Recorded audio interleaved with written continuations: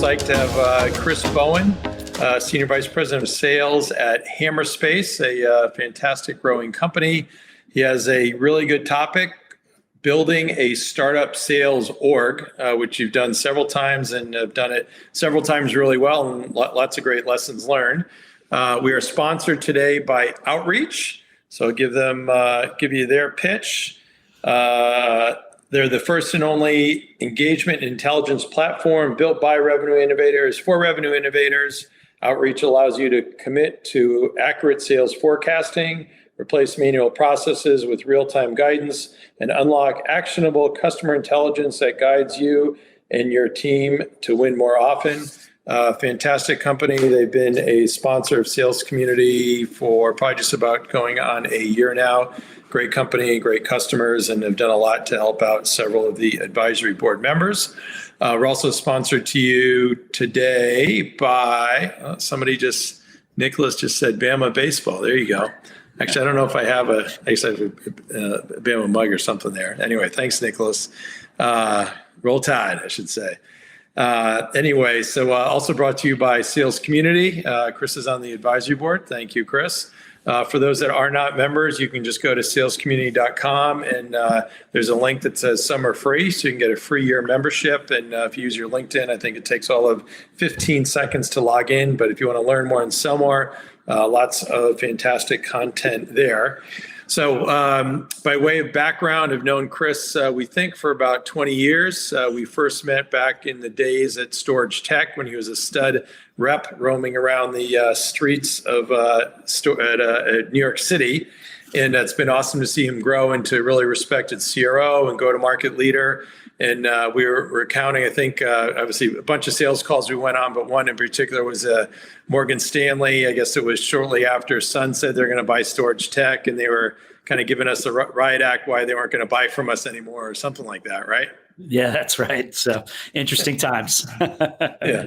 And he's a proud father of 3 teenagers, one just going off to college, is also a golfer, lives in Fairhaven, New Jersey, and most importantly, a great husband and father. So if we jump right into it, maybe I always find it interesting to talk about what your first job was, which I believe tech systems, and then maybe briefly tell us more about the rest of your great career.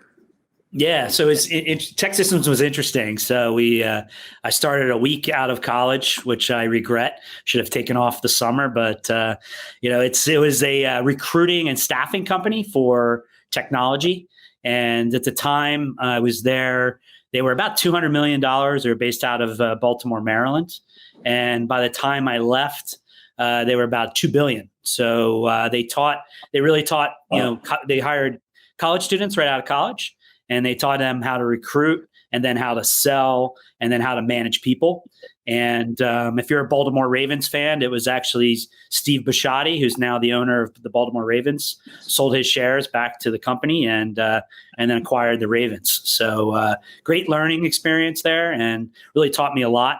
Even just from little things like how to sit in front of a customer, how to mirror what they're doing, how to go to lunch with a customer. So as a kid out of college, I learned a lot there. That's great. And then you're also face-to-face. So you had a great environment, probably kind of bullpen, which unfortunately lots of, I'll say, kids these days really don't take advantage of, right? Yeah, it's a shame. I mean, I think we were just getting email. All I had was a list of phone numbers that we would call down every day, and then different resumes, a stack of resumes. So it was a great learning experience for sure. Yeah, that was way pre-LinkedIn and all that. It's amazing. I say to my daughter's selling, it's just like cheating. It's like all the advantages everybody has these days. It's amazing. So maybe just kind of quickly go through your career after that. Yeah, so I was I moved from there. Actually, it was kind of interesting. I was tired of kind of the recruiting business, and I wanted to get into I looked at, hey, what's one of the fastest growing businesses? And so I looked at storage. And so I was cold calling into directors of sales, VPs of sales to try to get a job in the industry. And I ended up getting a job at Storage Tech and EMC. So I ended up taking the Storage Tech job. because they offered me a little bit more money. I had to take about a 50% pay cut to get in the industry. But thanks to Don McKendrick, who actually believed in me and gave me the opportunity. Donnie, is he still around? Yeah, he's still around. So absolutely. I think he's in the security business now.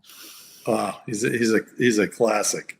Yes. And I guess in hindsight, you would have gotten a bunch of EMC options that would have been. Yeah, I know. You're right. Money's overrated, I guess, right? Yeah, right. Exactly. So, I remember John Albanese. Mm-hmm. So I was at EMC and tried to hire him, and long story short, he wanted to stay at Storage Tech, and I forgot what the number is, but I see him on once every 3 years, and he'll remind me by waiting 3 years to go to EMC, he lost whatever large amount of money. But anyway, live and learn. Who knew? You live and learn. That's right. Who knew? All right. What about after Storage Tech?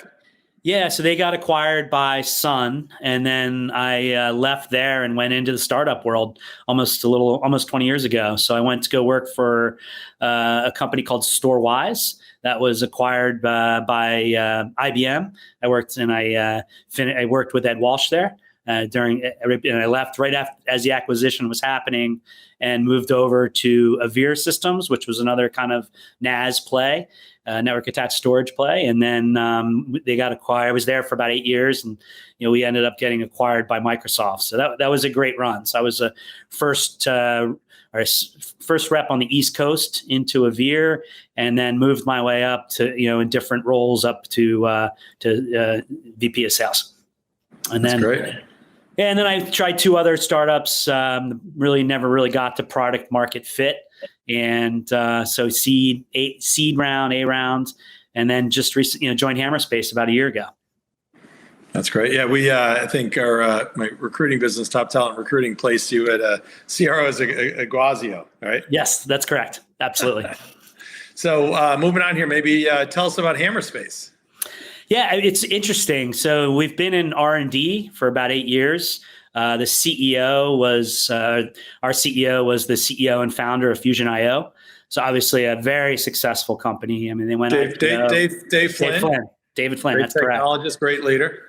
Yes, absolutely. So, and then last year we kind of came out with what we call a global file system, very high performance global file system that really eliminates data gravity. So if you think about the problems of today, you have data that sits on premise in different data centers, in different clouds, and it connects, all those different locations together and helps customers from a collaboration perspective and data orchestration. So really interesting. It just enables the data to bring the data to the users or the applications at a global scale. Oh. So maybe talk about what your kind of ideal customer profile are. I don't know if you can share customer names, examples. Sure. Yeah. So we our ideal customer profile, obviously someone who's file driven, someone that might have multiple types of storage, might do hybrid cloud or multiple clouds, and then ultimately someone who is trying to share data across different locations or applications globally.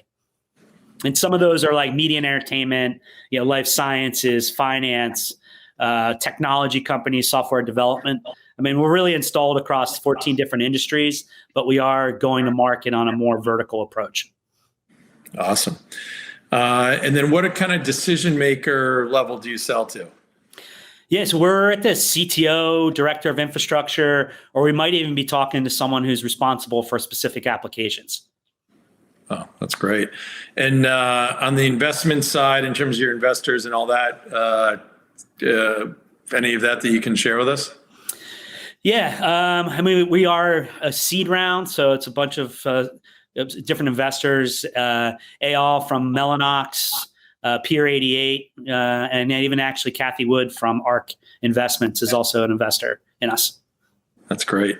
So if you are talking to a recruit, what would you say? And I assume you'd highlight some things about the culture. Yeah, so this is a really interesting. A lot of smart people here. For one, I've worked for a couple other good companies in the past, but there's This is a very smart team. And I would say to recruit is one, we solved the holy grail of storage. How many times have you gone into a customer and they said, what if it'd be great if you could do this? So we've been hiring folks that have been selling to customers and listening to customers ask this question. This global file system that connects data, around the world. And so one, we've solved that issue. So from going back to your existing network, it's very simple. It's not a rip and replace. We're very complementary. I think at the point where we're at, we have kind of solved the product market fit. And now we're starting to shift to scaling the organization.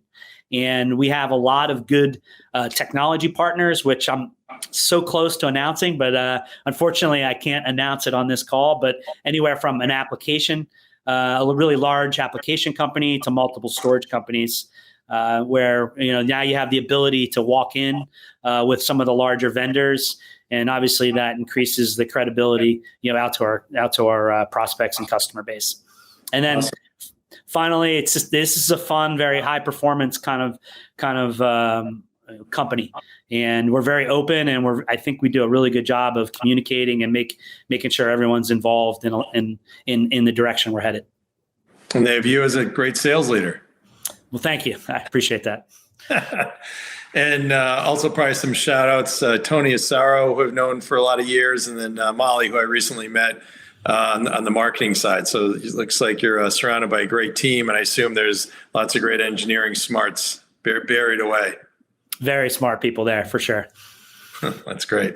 So your title topic is building a startup sales org. So kind of what do you think about with that? Yeah, it was interesting. I mean, a lot of startups start in the world where it's, they're selling their technology. And when, I started here about a year ago, we came in and kind of said, let's look at develop a kind of go-to-market plan. Where do we want to, focus on? Let's take a vertical approach. Let's go be very successful in a couple verticals rather than going very broad. So one of the areas we looked at was media and entertainment and gaming. At the time, we actually had, 2 media and entertainment customers and 1 very large gaming customer. So that kind of gave us a direction on our go-to-market, that we wanted to pick the media, entertainment, and gaming verticals. That's great. So you pick a vertical, you have a good niche, you got use cases, and then you can get brand awareness from there, kind of folding over across other verticals. Yeah. So one of the things, and I'll take a step back, is we went and hired folks that had experience and a very broad, very strong network in media and entertainment. And so they could go to their customer base. We had to build content. We had customers that were willing to talk about us publicly.